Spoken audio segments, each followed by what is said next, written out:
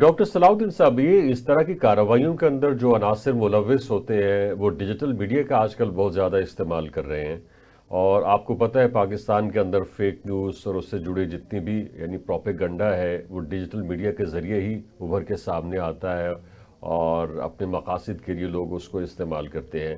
اس سے پہلے پاکستان کے اندر ڈیجیٹل میڈیا کو کنٹرول کرنے کے حوالے سے کوئی لا موجود نہیں تھا، کوئی لیجسلیشن نہیں تھی۔ اب حکومت جو ہے وہ پیکا ایکٹ لے کے آئی تو اس کے خلاف بھی ہماری ہی مختلف سیاسی جماعتیں کھڑی ہو گئیں، اور اب اس کو ایک طرح سے چیلنج بھی کر دیا گیا ہے کہ یہ ٹھیک نہیں ہے۔ دیکھیے، ہم بھی اپنے پروگرامز کے اندر بہت ساری باتیں کرتے ہیں، مختلف ایشوز کو ڈسکس کرتے ہیں، حکومت کو تنقید کا نشانہ بناتے ہیں، مگر اس کے باوجود ہم پیکا سے خوفزدہ نہیں ہیں، کیونکہ ہم فیک نیوز ڈسکس نہیں کرتے ہیں، کوئی ایسی خبر نہیں پھیلاتے ہیں جس کا وجود ہی سرے سے نہیں ہے۔ تو یہ کون لوگ ہیں جو اس طرح کی قوانین سے خائف زدہ ہیں؟ دیکھیے، خائف ہونے میں تو کچھ حرج نہیں ہے۔ اگر لوگ خائف ہیں تو ان کی بات سننے کی ضرورت ہے، کیونکہ یہ قانون سازی جس تیزی کے ساتھ ہوئی اور جتنی عدم شمولیت تھی ان تمام سٹیک ہولڈرز کی، جن کے بغیر یہ جیسے بھی شکل میں ہے آپ گفتگو کرتے ہیں تو لوگوں کے خدشات دور ہو جاتے ہیں۔ اب دوسری بات،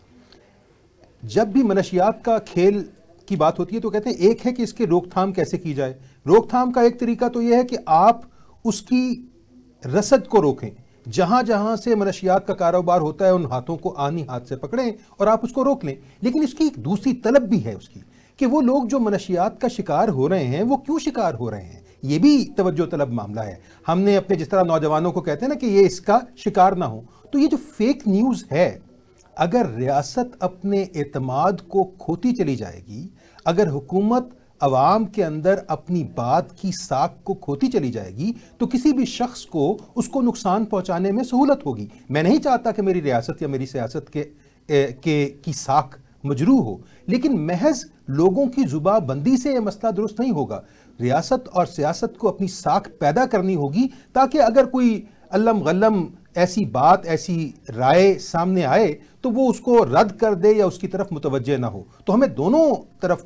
سوچنا ہوگا کہ کیا وجہ ہے کہ سبھی لوگ ایک منفیت کا شکار ہیں۔ تو اس رسد کو روکنے کی بجائے اس طلب کو بھی بہتر کرنے کی ضرورت ہے کہ لوگ مائل نہ ہو، لوگوں کو اعتماد ہو، لوگوں کو اپنی ریاست اور اپنی سیاست سے اٹھنے والی آوازوں کی ساکھ پہ اعتبار ہو، اور وہ لوگوں کو اعتماد دلائیں، بجائے اس کے کہ ہم کہیں کہ یہ جو شخص بولے گا اس سے ریاست کو کمزوری ہو جائے گی۔ ہم دنیا کا 5واں بڑا ملک ہیں، اور دنیا کا 5واں بڑا ملک اگر کسی شخص کے بولنے سے اپنے داخلی اور خارجی خطرات سے دوچار ہو جائے گا تو ہمیں سوچنے کی ضرورت ہے اس بارے میں۔